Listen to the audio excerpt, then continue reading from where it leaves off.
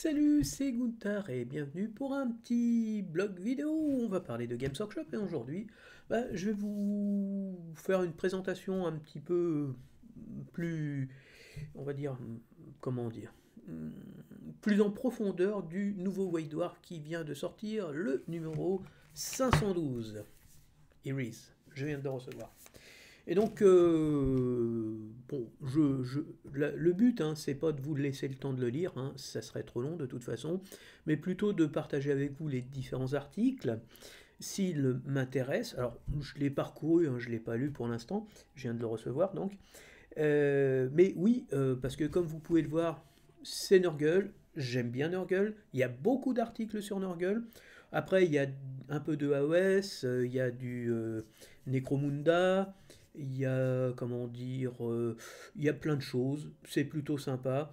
Bon, on va voir, et puis je ferai une petite conclusion après. Donc on se retrouve tout de suite, le temps que je débarrasse un peu, comment dire, euh, mon bureau pour filmer un petit peu, enfin pour feuilleter avec vous et découvrir. Voilà, on se retrouve dans quelques secondes. Voilà, c'est parti. Donc le White Dwarf, alors moi ce que je ferai remarquer, c'est très joli ce petit truc un peu transparent, mais on voit que dalle. Et je trouve que le mettre en bien visible, mais c'est vrai que ça donne quelque chose de plutôt sympathique. Comme page, voilà, première page. Donc, hop, excusez-moi, on revient, voilà. Warhammer 40 000, Warhammer Age of Sigmar. Ensuite, il y a différentes petites choses, mais c'est plutôt intéressant. Donc, un grand démon de Nurgle, violet, bleu, mauve, ouais, bon, voilà, dès le plus jeune âge. Donc, quelques petites pages de peinture, c'est toujours sympa. Un truc un peu rigolo, un gargant, mais il est dans l'espèce marine. Voilà. Et on rentre dans la partie Warhammer 40 000 avec déjà un petit texte qui parle des démons de Nurgle. Alors toujours, hein, c'est préparé, voilà. C'est un petit peu du fluff pour mettre un petit peu dans l'ambiance, c'est toujours bien. C'est extrait du traité Traitoris, volume 4, rédigé par les pistoliers Agrare. Donc on continue, donc c'est plutôt, voilà, c'est un petit peu de la, entre guillemets, de l'histoire, pour ça, c'est bien pratique pour tout ce qui concerne, par exemple, quand on fait du jeu de rôle, pour voilà, mettre un peu d'ambiance, donner un petit peu, voilà, du décorum, des choses comme ça.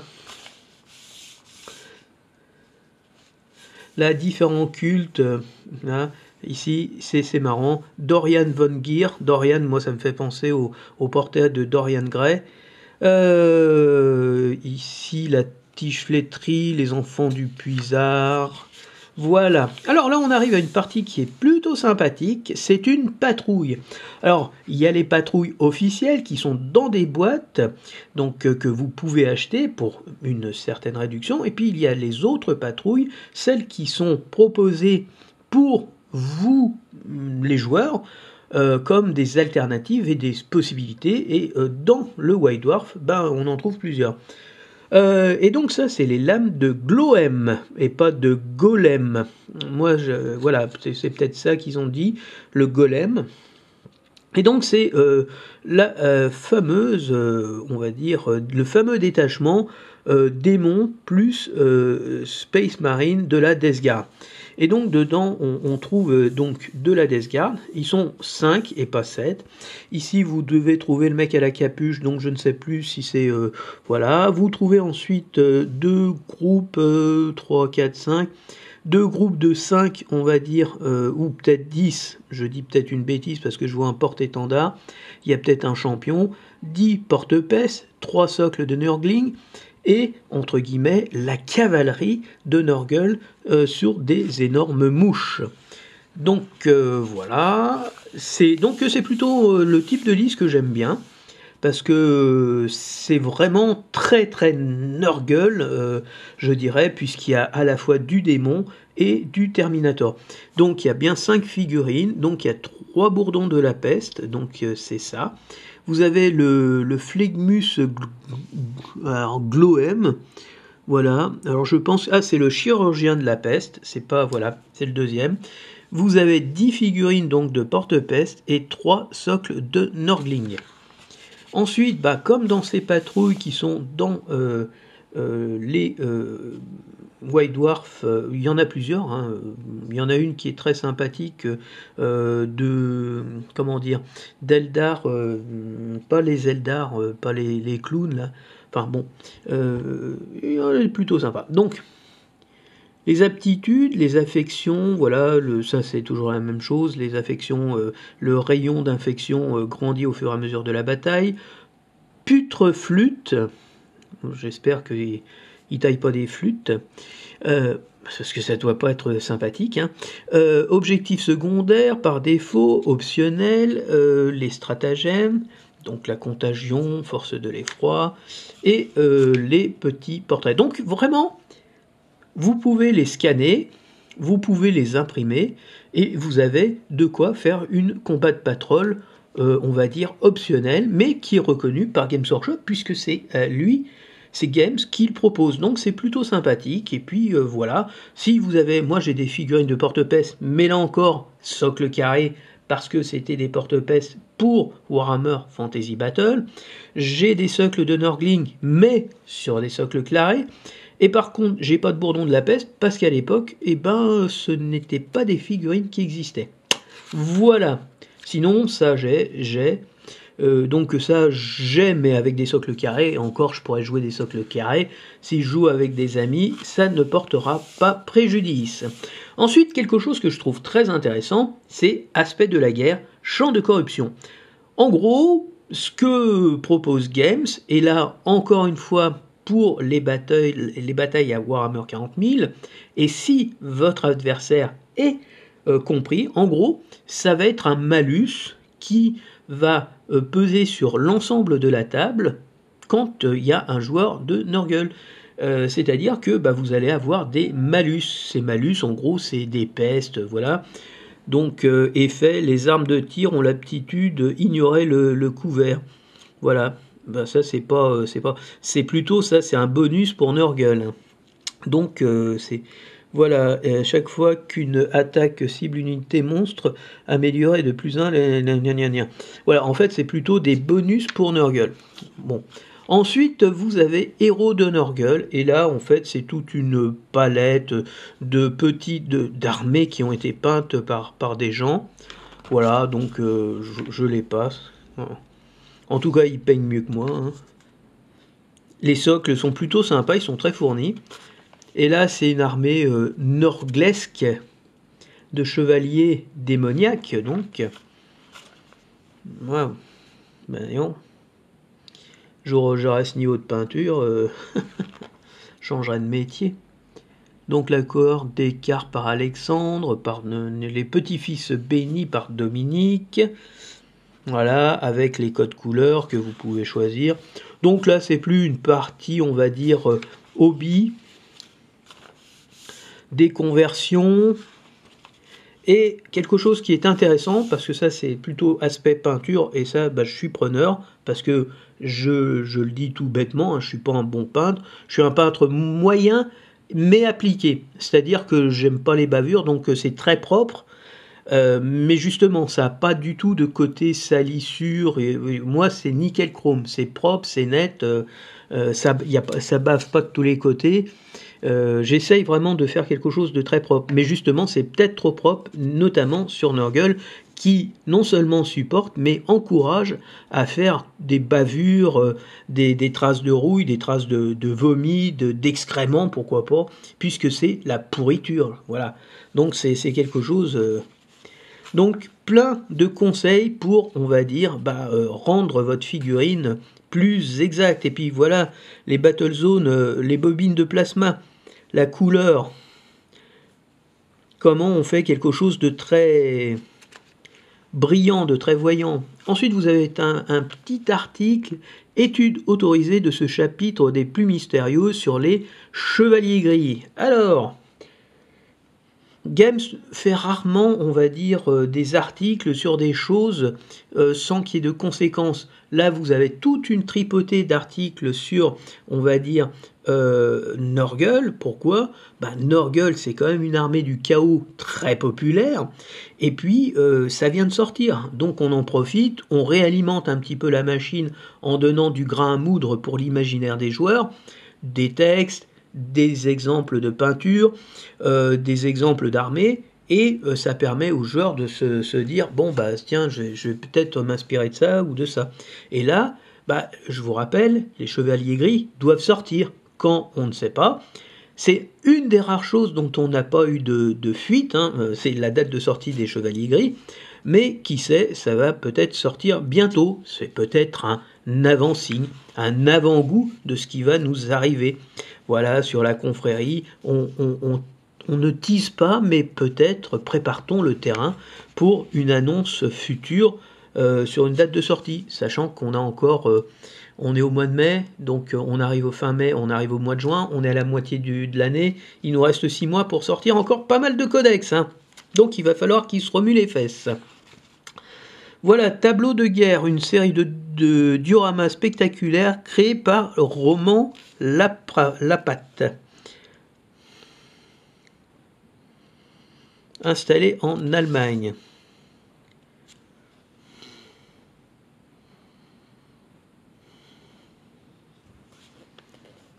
Ah voilà, avec des échères, ça c'est le gang échère là.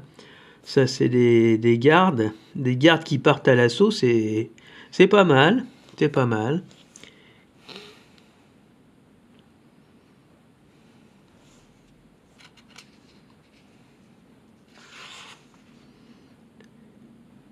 Ah oui, c'est comme des tableaux en fait. Ah, c'est pas mal ça. C'est des figurines, on dirait des vrais tableaux, sauf que c'est des figurines dedans. Voilà, donc le gang des... Ouais, c'est ça, c'est gang des échères, ok. Je l'ai parcouru, mais j'avais même pas lu, donc voilà. Pluie de vengeance.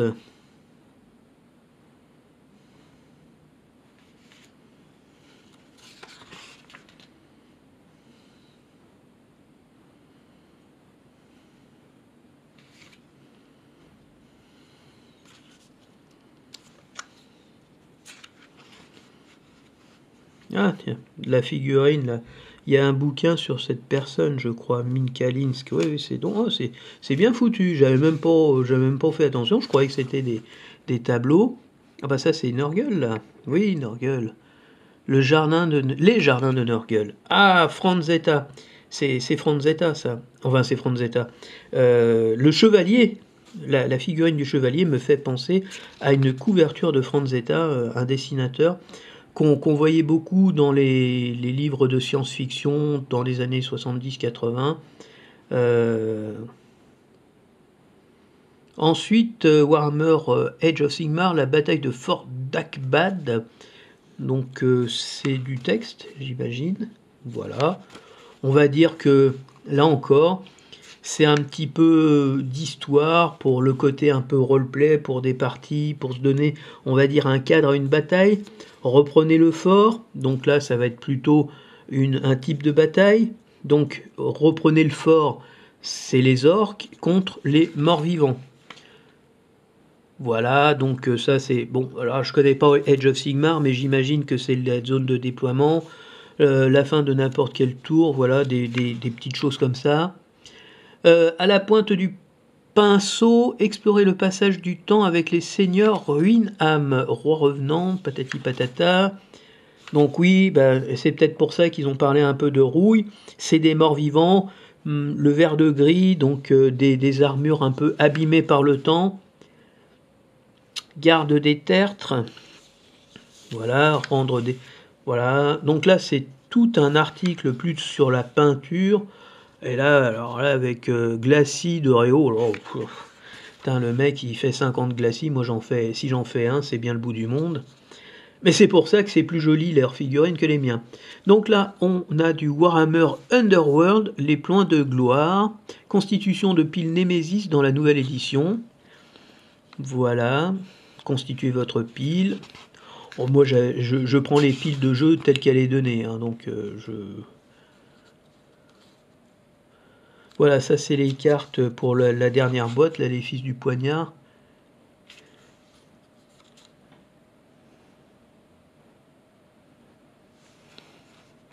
Ensuite, ben, c'est un article comment, on va dire, savoir anticiper à Warhammer Underworld. Donc c'est des types de déplacements, comment attaquer. Je te laisse jouer en premier, ce n'est pas contre toi, voilà. Donc c'est des petits trucs qui sont intéressants.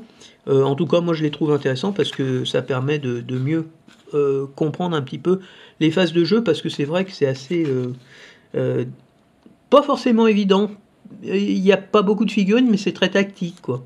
Donc après on arrive à la terre du milieu, voilà, dans un entretien, de la peinture, donc c'est toujours un peu comme ça, hein. Là on est dans, je pense, Black Library, donc c'est un extrait, mais il est suivi, généralement on peut avoir un bouquin entier, si je dis pas de bêtises. Et donc après c'est le bunker, c'est des petites règles supplémentaires justement. Là, la Ligue Kill Team, bon je fais pas de ligue, ça m'intéresse pas. Hop, voilà, des figurines, là on arrive à la fin, ça va être difficile à tenir. Très joli canon servi par 2 ogrines et les 3 servants et un ogrine qui amènent les munitions. Une équipe de Blood Bowl, je dirais. C'est du Blood Bowl, ça, je pense. Bunker du mois, les nomades. Ouais, c'est Blood Bowl. Voilà, c'est des figurines. Très jolis petits marcheurs impériaux. Voilà, Edge of Sigmar. Les Titans, Space Marine. Hop!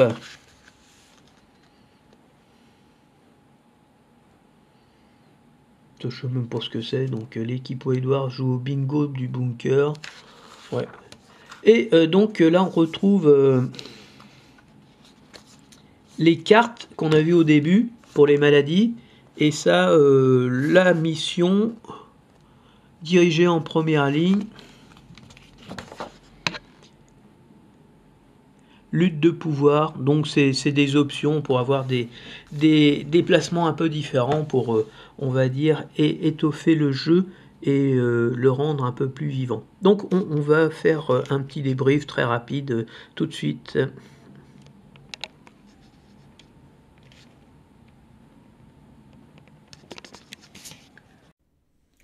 Voilà, bon bah qu'est-ce que bon, White Dwarf, j'avoue que c'est devenu là encore des très beaux ouvrages. Bon, moi j'avoue que c'est plutôt la partie Warhammer 40 000 qui m'intéresse. La partie Age of Sigmar ne m'intéresse pas trop, hein. Mais bon, on regarde quand même, il y a des choses intéressantes à lire. Euh, la partie Warhammer 40 000, bon, bah, plus spécialement va m'intéresser, oui, parce que c'est Nurgle, et tout ce qui touche à Nurgle, c'est quelque chose qui trouve beaucoup d'intérêt à mes yeux. Voilà, donc ça c'est plutôt sympa. La peinture, c'est toujours sympa. L'émission, on va dire on va dire rendre les batailles un peu plus réalistes avec par exemple des bonus bah, pour certaines armées, bah, c'est intéressant. Je me demande s'il n'y avait pas eu ce genre de choses pour l'Adeptus Mechanicus avec des trucs radioactifs, tout ça. Bon, enfin, il faudrait que je les regarde, les anciens. Mais bon, voilà. Donc moi j'aime bien, c'est plutôt positif. Voilà, vous avez vu un peu de quoi il s'agissait. Alors, généralement on peut aller les feuilleter quand on va faire les courses le samedi. Moi c'est ce qui se passe, hein. Des fois je vais regarder un petit peu des bouquins d'histoire, voir s'il y a des chars qui m'intéressent sur les revues de blindés. Si bah, il y a du français, si c'est des chars roumains, je m'en fous, hein. J'aime bien les blindés, mais les blindés qui n'ont jamais existé ou qui ont voilà de pays pas top top, enfin dont je me fous éperdument, c'est voilà, je vais pas m'embêter dessus. Mais voilà, donc je vous épargne de faire cette petite lecture. Vous savez de quoi il s'agit, donc si ça vous intéresse, vous pouvez vous y aller. Et de toute façon, comme je vous dis, c'est quand même une lecture assez agréable. Voilà, parce qu'il y a quand même des choses. Après, si vous faites que, bon, on va dire, des petits jeux, il n'y a pas grand-chose, hein. Voilà, c'est vraiment très orienté Warhammer 40 000, les deux grosses licences et Age of Sigmar. Donc, à bon entendeur, salut. À la prochaine, ciao ciao.